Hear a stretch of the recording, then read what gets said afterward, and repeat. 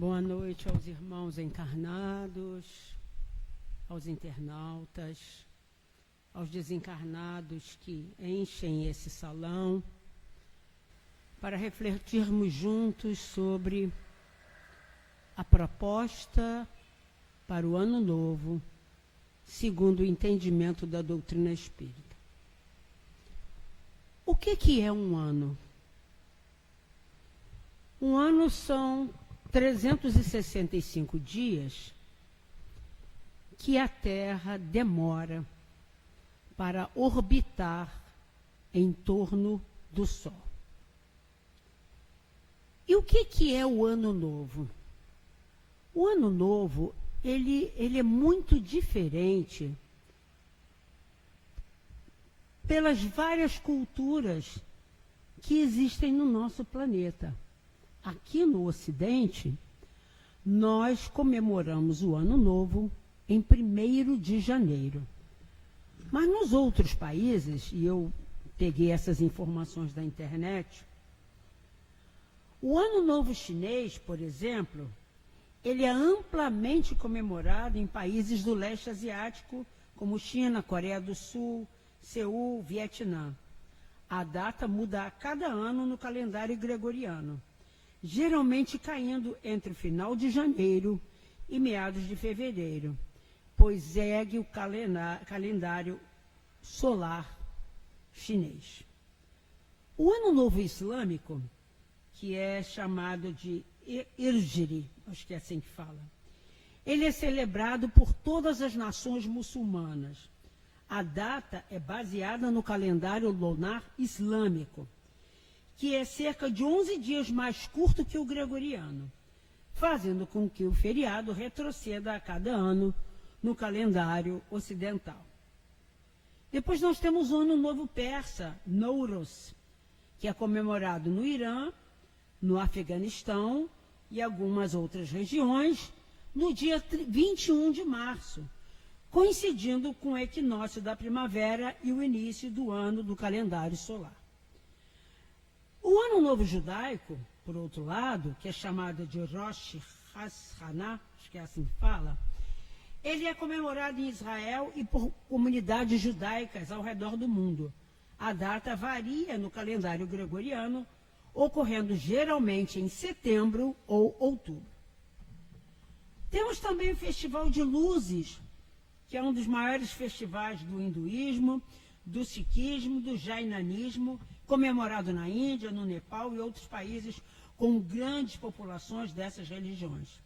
A data baseia-se no calendário lunar hindu e geralmente ocorre entre outubro e novembro. E, por fim, nós temos o calendário etíope. A Etiópia usa um calendário próprio, que está cerca de 7 a 8 anos atrasado em relação ao calendário gregoriano, e seu ano novo começa em 11 de setembro. Por aí, então, a gente vê que esses rituais que nós, principalmente aqui no Brasil, observamos durante esse período de 31 para o dia 1º, ele está muito ligado aos atavismos, ou seja, às crenças e aos cultos antigos ligados aos nossos ancestrais. Mas que, segundo Divaldo Pereira Franco, e aí eu vou fazer um parênteses antes de falar o que ele fala. Eu, quando ia para a praia, né, principalmente depois que eu me tornei mais consciente, principalmente depois que eu me tornei espírita, eu ia para a praia, eu achava aqueles rituais tão sem noção, tão sem propósito. Jogar flores no mar para Iemanjá. Mas quem é Iemanjá? É um espírito? É uma entidade? É alguém que talvez já tenha pertencido ao mundo dos humanos? Talvez seja um grupo de espíritos que estão ali no mar. Mas se eles são um grupo de espíritos desencarnados, eles não precisam de flor. Material. Além do mais, jogar flor no mar, eu pensava, nossa, polui o mar. polui a areia? Os peixes comem flor? Eu acho que não. E com relação às velas? Eu também achava um despropósito, criticava veementemente. Para que a vela? Para o meu anjo de guarda. Então vamos pensar juntos. Se o meu anjo de guarda precisa da chama de uma vela para me guiar, ele está pior do que eu. Porque eu posso me guiar sem vela. Então meu anjo da guarda precisa de vela? Não é para o anjo de guarda, não, diriam outros. É para qualquer espírito. É para qualquer santo. É o mesmo raciocínio. Um espírito desencarnado, no qual nós acreditamos que pode nos guiar, não precisa de uma vela material. E outras coisas, barquinhos, pulseiras, perfumes para Iemanjá, eu achava aquilo um despropósito. Eu ia na praia no dia 1º e estava aquela imundície na areia da praia. E aquilo vai ser descartado. Vai ser descartado aonde? Vai para a natureza. Porque a gente tem uma ilusão, quando a gente diz, vou jogar o lixo fora, a gente não está jogando fora, a gente está jogando dentro. Porque aquele lixo não vai pegar uma nave espacial e vai jogar no universo. Então é para a gente repensar a quantidade de lixo que a gente produz. E na medida do possível separar o que é orgânico, o que é inorgânico. É claro que a gente não tem muito o costume, principalmente na nossa cidade, de fazer essa seleção. Mas a gente faz a nossa parte e nos preparamos para um mundo melhor. Nós temos que começar hoje com essa consciência. Mas então, Divaldo diz o seguinte, que esses rituais, eles podem contribuir para os indivíduos que fazem uso deles como uma autossugestão para lograr metas. Então, se eu não confio em mim suficientemente, no meu poder, na minha capacidade, e delego esse milagre, delego esse feito para alguém, para um espírito, para a entidade, para um santo, eu estou me autossugestionando de que eu vou conseguir. E na medida em que eu me autossugestiono que eu vou conseguir, porque eu tenho ajuda, isso pode me ajudar a lograr metas. E aí, uma vez, ouvindo uma das lindas histórias de Chico Xavier, ele diz que uma vez ele estava na praia, estou imaginando que era por volta do final do ano, pelo que eu vou contar. Ele estava na praia, caminhando na orla de Copacabana, e de repente ele chama a atenção para a amiga dele que o estava hospedando. Ela falou, fulana, eu estou emocionado, eu estou muito emocionado. Por quê? O que está acontecendo? Olha, lá na beira do mar, tem uma enorme quantidade de seres luminosos recebendo a prece da nossa irmã que está depositando uma vela acesa na areia. Ela faz aquela prece com tanto cuidado, com tanto amor, com tanta crença, com tanta entrega, que não é a vela em si, material, que atraiu essa quantidade de espíritos de luz, mas foi o pensamento dela. Então, hoje, quer dizer, amanhã talvez eu vá à praia fazer minha caminhada matinal e vou olhar aquele monte de sujeira na areia, mas eu vou entender que cada um está no seu momento evolutivo. Se eu, Rosana, e muitos de nós que já somos espíritas e cuja fé é raciocinada, nós entendemos que para chegar ao Pai, para fazer contato direto com o Pai, a gente não precisa de elementos materiais, a gente tem que aprender, eu digo isso para mim, a respeitar o momento de cada um, a consciência de cada um. E o que importa, na verdade, é a intenção.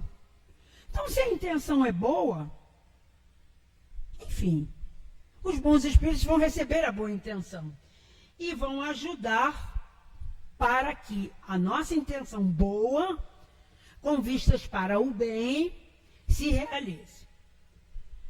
Mas então, no livro Evangelho segundo o Espiritismo, capítulo 17, item 11, está escrito, o título do subtema é Cuidar do Corpo e do Espírito. Então, chega nesse final do ano, muitos de nós fazemos grandes listas. Fizemos as listas no ano passado e quando a gente observa, a gente realizou muito pouco dessas listas. E aí vem mais um ano e a gente faz uma nova lista. E talvez a gente não vá realizar quase nada dessa lista. E via de regra geral, nessa lista não estão cuidados com o corpo. Mas lá diz, nesse capítulo e nesse subitem, que o corpo é o templo do Espírito. Que o corpo nos foi dado como um meio para que nós façamos a nossa evolução. Portanto, é necessário, é fundamental cuidar do corpo. Então, não é só fazer metas de ganhar dinheiro, a gente pode. Ter meta de concluir um curso, podemos e devemos. Ter meta de fazer uma faculdade, ter meta de comprar um carro, ter meta de formar um filho, isso tudo é válido, porque nós estamos no mundo material e nós precisamos ter metas para viver no mundo material. Muitas vezes a gente esquece de cuidar do corpo. E para cuidar do corpo, como templo do espírito, nós precisamos respeitar 5 pilares. E eu já falei isso aqui muitas vezes, porque eu sou da área da saúde e eu martelo sempre nessa tecla. Alimentação. A alimentação é fundamental para manter a saúde do corpo. Então, comer comida de verdade mantém o corpo saudável. Comer industrializados, processados, multiprocessados, além de não alimentar, faz mal. Segundo pilar, ter qualidade de sono. A gente precisa dormir no mínimo 8 horas. A gente precisa respeitar o relógio biológico. Não trocar a noite pelo dia, porque isso interfere na saúde do corpo. Atividade física. Esse corpo não foi feito para ficar parado. Imaginemos que nós temos 2 enxadas em casa. Uma enxada fica debaixo da árvore. A outra enxada é usada para a gente capinar, para a gente limpar o terreno. Qual enxada vai perder o fio mais rapidamente? O que vocês acham? A que está sendo usada ou a que está embaixo da árvore? A que está embaixo da árvore vai perder o fio. Isso significa que esse corpo não foi feito para ficar parado. Ele foi feito para ser movimentado. A gente precisa movimentar o corpo. A próxima, então, uma atividade física. O próximo pilar da saúde é o manejo do estresse. Nós vivemos muito no estresse. O estresse é marca registrada dessa época que nós estamos vivendo. Crianças pequenininhas já têm estresse, porque elas são submetidas desde a mais tenra idade, não sabem nem falar ainda, não sabem nem andar ainda. Elas são submetidas à tela. Isso cria viciação, isso cria estresse. Para as crianças e para nós adultos. Os consultórios de psicologia estão cheios de crianças, estão cheios de jovens, estão cheios de adultos. E o próximo é a espiritualidade. Espiritualidade não quer dizer religião. Espiritualidade é o nosso contato com o plano superior da vida. A gente se lembrar que nós viemos do Pai, que nós somos do Pai, que nós estamos com o Pai e que nós temos que buscar essa conexão. Então, deveríamos incluir nas nossas metas para o próximo ano, cuidar do corpo, seguir nesses protocolos. Nós podemos, para o próximo ano, podemos e devemos reprogramar a nossa mente. inclusive cuidando do corpo. Estabelecendo metas para o que é indispensável, para o que é relevante. E nós precisamos também estabelecer critérios de execução. Porque senão fica só na lista, fica só no pensamento e a gente não coloca em ação. Nós precisamos, então, nos dispor a ir à luta para concretizar os nossos sonhos e as nossas metas. Ficar esperando cair do céu, ou ficar acreditando que aquele ritual que nós fizemos na praia vai fazer para nós o exercício que nós temos que fazer por nós, não vai acontecer. Não adianta dar 7 pulinhos na onda. Não adianta comer, na minha infância era assim, tinha que dar 7 pulinhos na onda, não sei se existe isso mais, né? Comer semente de romã, comer uva verde, usar branco, ter uma roupa íntima amarela, não é isso? E não sei mais. Comer lentilha. Tudo isso está no campo material. Não vai fazer a mudança, não é? Então, voltando a repensar os conceitos psicológicos trazidos pela nossa irmã Joana de Ângeles e fazendo uma releitura através de uma palestra Jorge Alahá, que foi proferida no final de 2022, que ele falava exatamente do Ano Novo. Joana de Ângeles nos diz, então, que nós devemos perseguir 3 ideais. Primeiro ideal, o ideal da consciência desperta. O que é o ideal da consciência desperta? Eu estar presente, eu estar no aqui e no agora, eu não estar nem no futuro e nem no passado. Porque se eu estou no futuro, eu tenho ansiedade. Se eu estou no passado, eu tenho depressão. Exercício da consciência desperta.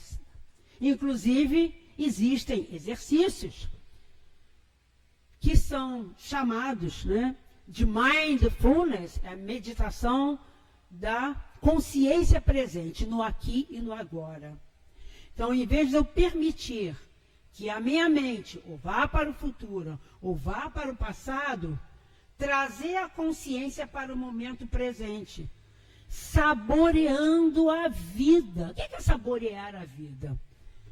Eu vou caminhar na praia, eu saboreio meus pés na areia, eu saboreio o vento no rosto, eu saboreio o ar, eu saboreio o barulho das ondas, eu saboreio o cheiro da maresia. Eu estou ali curtindo o aqui e o agora. Eu estou lavando uma louça, eu estou presente. Eu estou sentindo a água, estou sentindo o sabão, estou sentindo o detergente, estou sentindo a textura do prato, do garfo, do copo. Eu estou aqui presente. E ela diz o seguinte, quando a gente não está nessa consciência desperta, a vida passa pela gente. E é por isso que a gente tem a impressão que o tempo está passando mais rápido. Vocês têm essa impressão também? Parece que 24 horas é pouco. A gente precisaria de 36. Eu acho que esse ano está mais rápido do que era. Eu acho que a Terra está andando mais rápido do que 365 dias para dar a volta em torno do Sol. A gente tem essa percepção, a gente tem essa sensação. Por quê? Porque a gente deixa passar o momento presente. Ou a gente está no futuro, ou a gente está no passado. E a gente não curte o momento presente. Uma outra coisa importante, lembrar que as pessoas são mais importantes do que as coisas. Acabamos de passar o Natal. Existe uma obrigatoriedade comercial de que a gente tem que fazer uma ceia. A gente tem que se empanturrar. A gente tem que tomar todas. A gente tem que se endividar para dar presente para todo mundo. Mas será que a gente está com as pessoas? Então, lembrar que pessoas são mais importantes do que coisas. Porque as relações permanecem, as coisas vão embora. A roupa nova se desgasta, aquele monte de comida que foi feita vai para o lixo, azeda, a gente passa mal, tem que tomar engove, sal de frutas. E as pessoas? Tem tanto morador em situação de rua. Então, você quer fazer assim? Faz, é legal. Sobrou muita comida? Sai na madrugada e vai procurar os nossos irmãos em situação de rua. Tem muita gente em situação de rua nesta cidade. Pessoas são mais importantes do que coisas. Outra coisa que ela sugere: dizer aos outros muito obrigada. Quantas vezes nós dissemos para o nosso companheiro, para o nosso pai, para a nossa mãe, para os nossos empregados: muito obrigada, fulano. Muito obrigada por você fazer parte da minha vida. Muito obrigada porque você lavou a louça. Muito obrigada porque você cuidou do quintal. Muito obrigada porque você me acompanha. Muito obrigada porque você cuidou de mim. Quando a gente vê a nossa mãe descascando o legume para preparar o almoço, chegar por trás e abraçar a mamãe: muito obrigada porque você me colocou no mundo. Muito obrigada porque você está preparando o meu almoço. Aprender a valorizar as pessoas, dizer muito obrigada. A gente vai convivendo uns com os outros, achando que cada um está na sua, tem obrigação. Ah, meu pai tem obrigação, minha mãe tem obrigação, fulano tem obrigação, não faz mais do que obrigação. É tão bom receber um muito obrigado, é tão bom ser validado, é tão bom ser reconhecido. Então, dizer mais muito obrigado para aqueles que convivem conosco. Muito obrigado também para o trocador de ônibus, não tem mais trocador. Muito obrigado pelo motorista, que agora faz papel de trocador, não é? Muito obrigado pelo taxista. Muito obrigado por todos que fazem parte da nossa vida, sem os quais nós não sobreviveríamos. Sim ou não? A gente é autossuficiente? A gente pode fazer tudo? Agradecer a moça do caixa. Agradecer aquele que está repondo as coisas na prateleira. Ter essa consciência de dizer muito obrigado. Mas dizer de verdade, porque é tão bom alguém ouvir muito obrigada, ou fazer um elogio. Fulano, você está tão bonita, adorei seu corte de cabelo. Nossa, que brinco lindo, que batom maravilhoso, que unha assim. Às vezes isso aí alimenta aquela pessoa. Às vezes é aquele reconhecimento que aquela pessoa recebeu naquela semana e vai fazer o dia dela melhor. Ela diz também que a gente deve descobrir que há muito mais valor nas coisas simples do que nas coisas caras. Tem então um relógio que vale 100 mil reais ou mais. Vai fazer a diferença de um relógio de camelô? Aliás, aqui não é nem de camelô, é de marca, mas eu não comprei. Eu compraria um fake. Eu ganhei esse relógio. Mas faz diferença? E aí, voltando, né, às festas de Natal, muita gente, né, compra presentes caros, porque tem que. E recebe um presente barato e fala: nossa, gastei 50 reais nesse presente e ela me dá isso. Que coisa michuruca, que mulher mesquinha ou que homem mesquinho. As coisas mais simples são as mais importantes. As coisas mais simples têm mais valor do que as coisas caras. É dar valor às coisas morais que tivemos. Também isso é importante, diz ela. Que são conquistas morais. Algo que eu consegui vencer em mim mesmo. Um mau hábito, um mau pensamento, uma má conduta, uma luta que eu travei dentro de mim mesma e eu consegui vencer a mim, deve ser comemorado também. Saborear a vida, eu já falei, é estar inteiro no presente. Segunda meta. Perdoarmos a todos para não vivermos no passado. Porque, como eu falei, poucas vezes a gente está no aqui e no agora. Ou a gente está lá na frente para alguma coisa que nem aconteceu e nem sabemos se vai acontecer. E se acontecer vai ser diferente daquilo que a gente imaginou e que gastamos toda a nossa energia mental imaginando, eu vou falar aquilo, fulano vai falar aquilo, fulano vai ser assim, eu vou ser assado. Vai acontecer totalmente diferente, às vezes não vai nem acontecer. E viver no passado é viver das mágoas. Neguinho esqueceu o casamento o dia do casamento, o aniversário do nosso casamento, há 20 anos atrás. Até hoje eu lembro disso. Aí eu estou dirigindo, estou lembrando do passado. Eu estou cozinhando, estou lembrando do passado. Então a gente deve deixar ir. A gente tem que abrir a algema e deixar o passado ir. Porque ficar no passado, guardando mágoa, é roubar de nós uma grande parte do nosso dia. Porque retira de nós a presença do agora.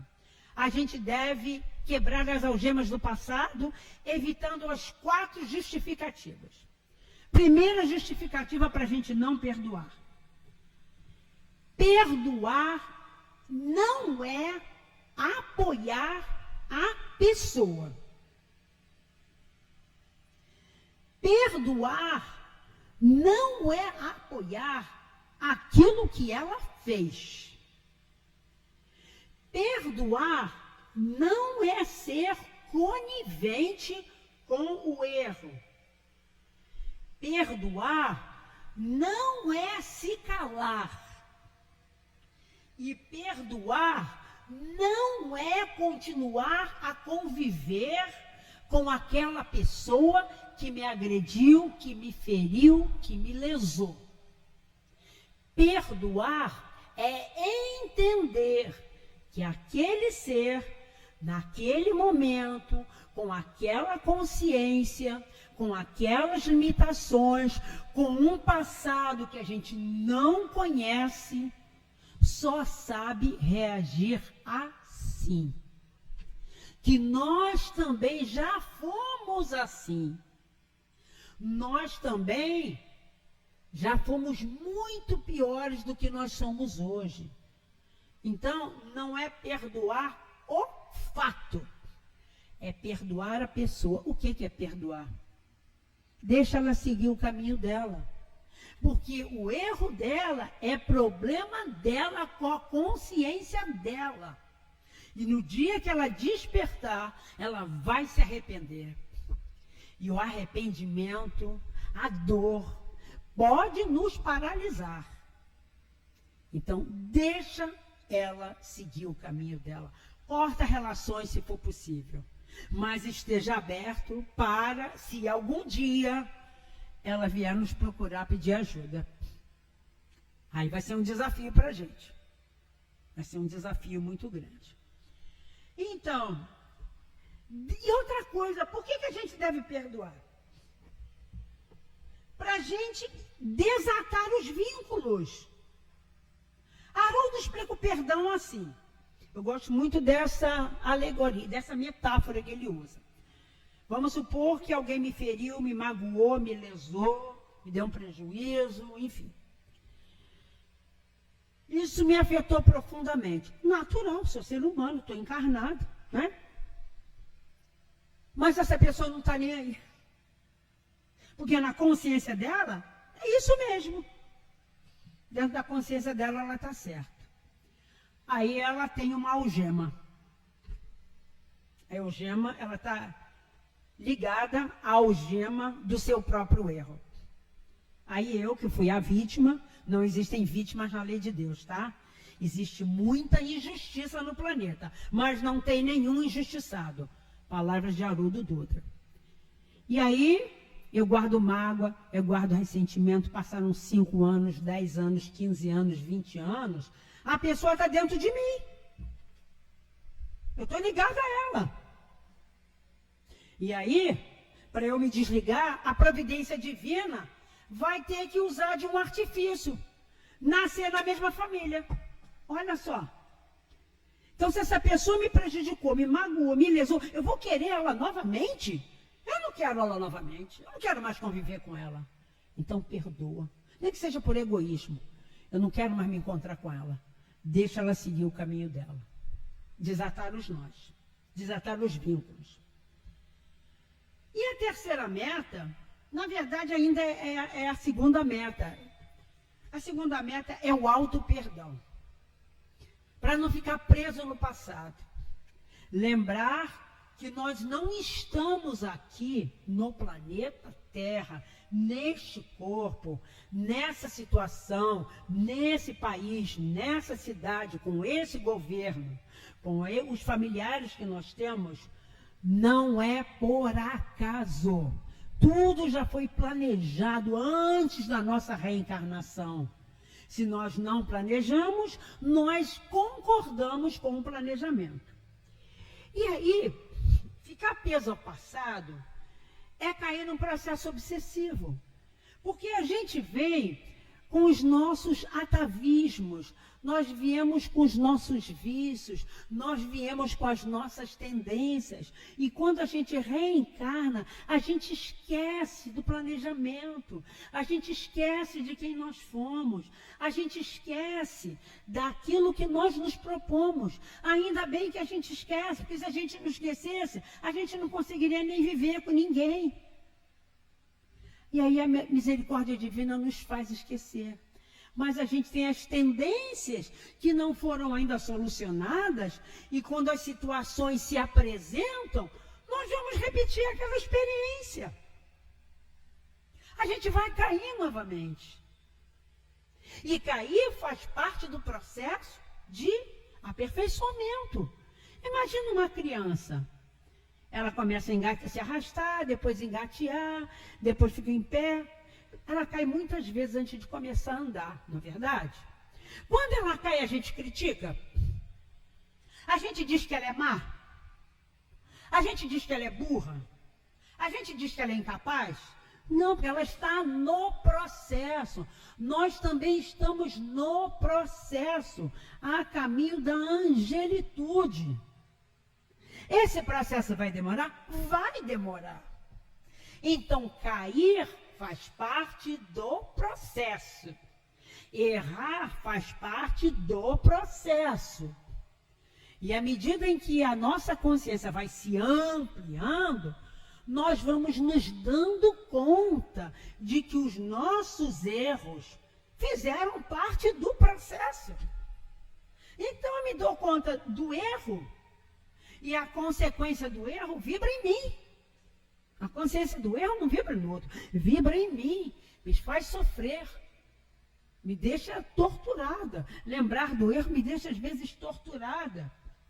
E aí, a gente se impõe, a gente se imputa uma cobrança que nem Deus faz.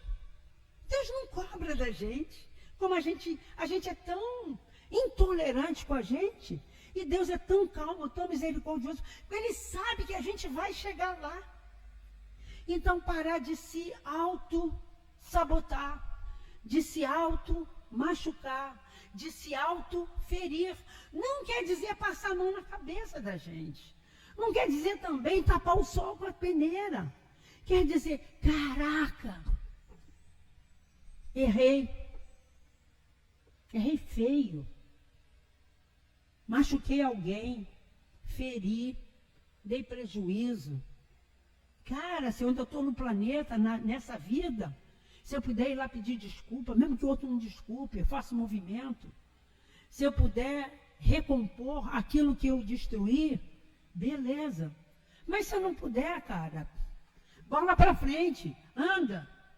Porque o Elahá diz o seguinte: a lei de causa e efeito também, isso que ele falou me deixou assim com muitas reflexões. Assim, umas reflexões interessantes, porque quando eu me via assim, vítima, entre aspas, né, de alguém, eu, para não mandar a pessoa para um lugar que eu não deveria mandar, eu falava assim, dentro da minha cabeça: vai com Deus, a cada um segundo suas obras. a lei de Deus vai te alcançar. A lei de causa e de efeito vai te alcançar. E eu ficava torcendo, tá? Para ver essa tal de lei de causa e efeito logo atingir a pessoa. E essa lei de causa e efeito não atingir a pessoa, eu ficava frustrado. Meu Deus, como é que é essa lei de causa e efeito? Aí o Jorge Alahá diz o seguinte: a lei de causa e efeito, ela não nos cobra pelo que nós fizemos. Ela nos cobra, na nossa consciência, pela pessoa que nós somos hoje. O que isso quer dizer? Digamos que há 30 anos atrás, 40 anos atrás, eu fiz um aborto, tá bom? E me culpei, me martirizei, me machuquei, me deprimi. Que coisa horrorosa, fui uma assassina. Nem Deus me chama de assassina, né? Mas enfim. E aí, quando eu me dou conta, hoje, com uma nova consciência, que abortar é errado, a lei de causa e efeito não vai me cobrar pela minha inconsciência quando eu cometi o erro. Ela vai me cobrar pela minha consciência hoje. Então, a partir de hoje, a lei de causa e efeito, a lei de Deus que está na minha consciência hoje, é que vai me cobrar. Mas não vai me cobrar, tipo, eu tenho que passar pela mesma situação, porque quem escolhe passar pela mesma situação é a gente. É a gente que escolhe. Ah, eu abortei, você é abortada. Ah, eu matei, você é morto. Ah, eu roubei, você é roubado. Não. A lei de Deus nos oferece a possibilidade de ressarcir, de corrigir de uma maneira mais leve. Porque, como dizia Paulo, o amor cobre a multidão de pecados.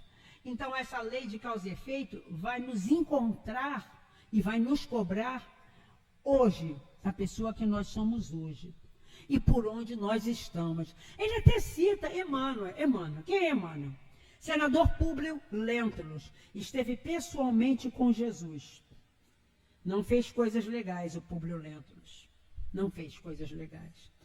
Alguém hoje, Emmanuel, né, que deixou uma literatura grandiosa para a nossa reflexão, que foi o mentor de Chico Xavier, hoje ele é um espírito de luz, O Emmanuel fica se lembrando do tempo que ele era Públio Lentulus. Vocês acreditam nele mesmo, que ele faz isso mesmo? Aquilo já passou. Hoje ele é uma outra entidade, é uma outra consciência, com novas conquistas, com novas aquisições.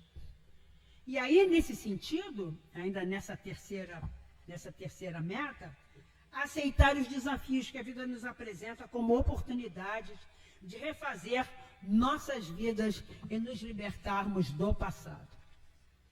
Terceira meta, espiritualização das nossas almas. O que é espiritualização? É ficar vindo ao templo? Não. É ir aos templos? Não. É ajoelhar? Não. É acender vela para santo? Não. É fazer a procissão carregando uma cruz do tamanho do corpo? Não. É carregar uma vela do seu tamanho descalço na procissão de São Jorge, que a minha tia fazia isso. Minha tia era meio espírita, meio católica, sabe? E morava em Belo Horizonte, eu lembro dessa cena. Quando era a festa de São Jorge, ela vinha de Belo Horizonte e me chamava para ir para a festa de São Jorge. Aí ela comprava uma vela do meu tamanho e eu tinha que fazer a procissão descalça, carregando aquela vela. Eu lembro que não era agradável, porque eu pisava na cera quente das outras velas que tinham caído e eu queimava meus pequeninos pés. Então isso não é espiritualidade, né? Espiritualidade é perceber o propósito de Deus em nossas vidas. Qual é o meu propósito? O que eu vim fazer aqui, gente? De verdade? Eu vim ganhar dinheiro? Também. Eu vim comprar uma casa? Também. Comprar um carro? Também. Formar um filho? Também. Constituir uma família? Também. Mas assim, uma amiga minha, que é terapeuta também, ela disse assim: Rosana, Para a gente descobrir o nosso propósito, a gente tem que fazer porquês, fazer vários porquês, perguntar porquês muitas vezes na nossa vida. Para a gente chegar lá na raiz. Eu quero ser uma terapeuta de sucesso. Para quê? Ou por quê? Para eu ficar nas redes sociais. Para quê? Para eu ter muitos clientes. Para quê? Para ganhar muito dinheiro. Para quê? Para ir para Dubai. Para quê? Para comprar bolsa de marca. Para quê? Para andar vestido de ouro. Para quê? Esse é o propósito da nossa vida?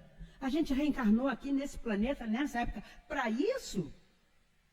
Descobrir o propósito da nossa vida. Lembrar que nós somos imortais e nada, absolutamente nada, vai nos destruir jamais. Nem a nenhum habitante deste planeta. Então, para que se preocupar? Para que se estressar? Para que odiar? Para quê? Nós somos imortais. E aí, para terminar nosso raciocínio, na questão 922 do Livro dos Espíritos, Kardec pergunta se a gente poderia ser feliz na Terra. A gente pode ser feliz aqui na Terra? O que vocês acham? Podemos ou não podemos?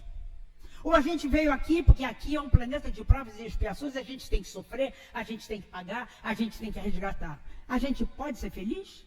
Pode. Como é que a gente pode ser feliz? Você dá um palpite como é que a gente pode ser feliz? Se aceitar é uma boa. Ter muitos seguidores no Instagram, é isso? É isso? Não? Ter muitos compartilhamentos dos vídeos? Não. Ser uma pessoa famosa, ganhar muito dinheiro, andar de primeira classe, tomar os melhores vinhos, os melhores uísques, comer as comidas mais sofisticadas. É isso? É isso? É isso? Não, né? Então tá. Se aceitar é uma, né?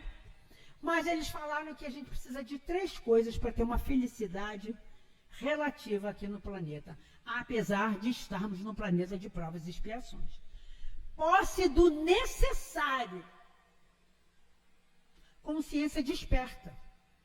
O necessário para mim é diferente do necessário para ela, que é diferente do necessário para um morador em situação de rua, que é diferente de alguém que está no Nordeste, que é diferente de quem está lá na África do Sul, que passa dias sem água para beber.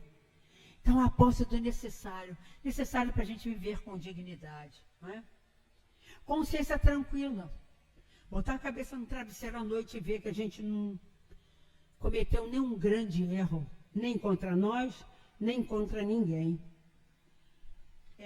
Perdão, auto-perdão, não estar nem no passado, nem no futuro, e fé no futuro. O que é fé no futuro? Não me angustiar. Vai começar o ano de 2026, vou me angustiar. Vai vir as eleições e vou me angustiar. Porque vai ter mais guerra, porque pode soltar bomba atômica, eu vou me angustiar, eu sou eterna. Mesmo que isso aconteça, mesmo que eu desencarne, eu vou continuar vivendo, não é verdade? E aí Joana diz no livro que o ser consciente, ele é austero, mas sem carranca. Se é austero, não é ficar assim.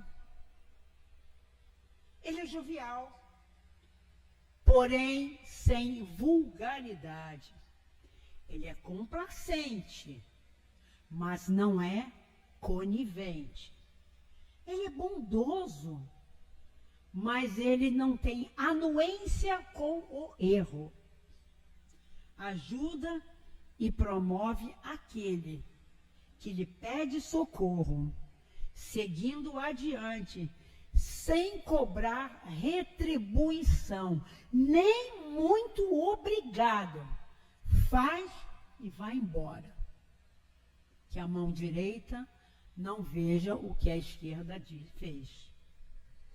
É responsável e não se permite o vão repouso enquanto o dever o aguarda. Não se permite ficar horas, por exemplo, no celular rolando tela. Tem tanta coisa para fazer na vida, não é verdade? Tem que ajudar a mamãe. Eu falo isso muito com os jovens, né? Que nos procuram. Eu pergunto assim, porque a mãe reclama que o jovem não faz nada, isso e aquilo. Aí eu pergunto assim para o jovem. Você mora numa pousada? Não, primeiro eu pergunto para a mãe. A sua casa é uma pousada? Não. Ah, não é? Ah, tá. Aí eu pergunto para o jovem. Você mora numa pousada? Como assim, tia? Você sabe o que é uma pousada? A gente seleciona uma data, a gente paga um pacote de estadia, a gente não precisa lavar, nem passar, nem cozinhar, nem arrumar a cama, nem limpar, porque a gente já pagou. Você mora numa pousada? Não. Ah, tá. Eu só queria saber. Então, aqui é, tá? Não se permitir o vão repouso enquanto o dever o aguarda. Conhecendo suas possibilidades, coloca-as em ação sempre que necessário, aberto ao amor e ao bem. Só o amadurecimento psicológico, através das experiências vividas, libera a consciência do ser.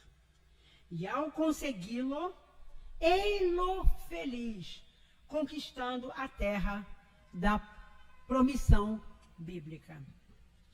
É um longo trajeto.